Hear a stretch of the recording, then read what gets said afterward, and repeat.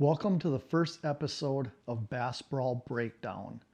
This first episode, we're going to take a spot that I've fished 20, 30 times or more and give you an intimate look of what the spot is and what makes this spot so good.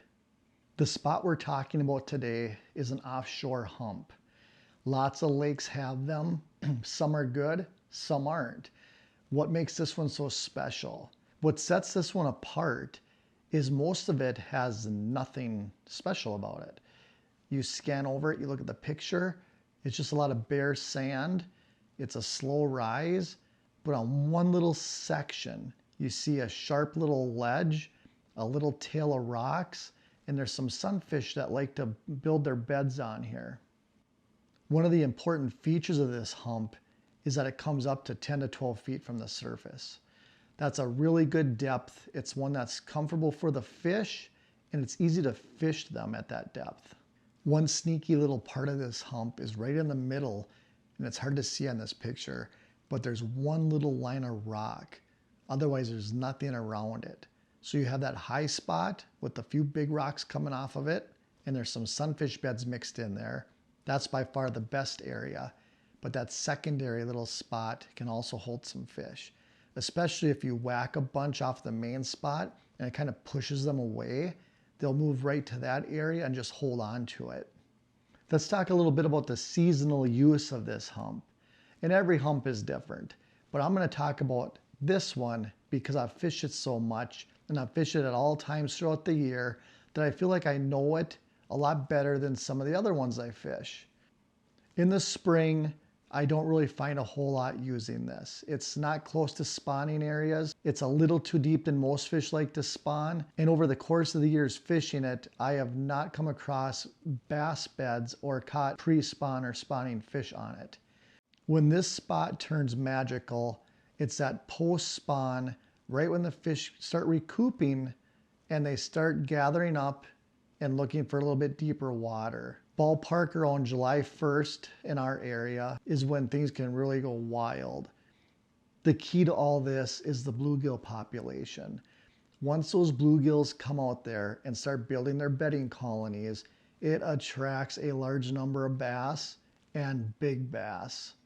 They love that they can just lay around out there, mill around, and just snack on those bluegills whenever they want to. If you've ever come across a bluegill bedding colony up shallow where you can see with your eyes, you'll notice that there's always bass cruising around there with the bluegills. This is the exact same setup out deep. It just gives the fish a little bit more protection because it's deeper water. Throughout the summer, those fish are going to use this spot. They might not be out there every day.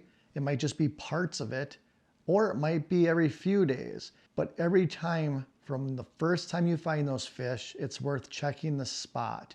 And it can be as simple as pulling up to that sweet spot, putting 5 casts on it, and that's enough right there to tell you if it's going to be on or not that day. In the fall, the bluegill population likes to pull out of the shallow weedy areas and start roaming the flats. So a lot of times the fish will be using these offshore humps, but they might not be there all day. If those sunfish are roaming around the area and they come through that hump area, those bass will be out there. But a lot of times those bass pull off of it and just follow those big schools of sunfish on the flat that's attached to that hump. If there's one other tip I can give you on a spot like this, it's that the fish are not always right on the sweet spot.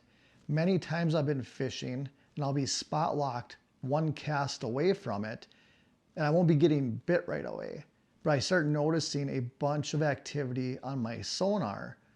So out in that 15 to 20 feet off the hump, starting on that deep flat, that's where the fish have pulled off to. So they're not right on that cover. Now in 20 minutes, they might pull up to it. But at that time, if you see activity away from it, or you're not catching fish on the sweet spot, look around close. Those fish didn't go very far. You might just have to move 50 yards or less to find them. Thanks for tuning into the first episode of Bass Brawl Breakdown. Next episode, we're going to talk about a long point that's got some sand patches, some weed tufts, and some nice areas of rock to hold the fish. If you like this concept, please comment and let me know. If you want to see something else, again, comment and let me know. If you like the channel, please subscribe. We're going to try to put out a bunch of these videos.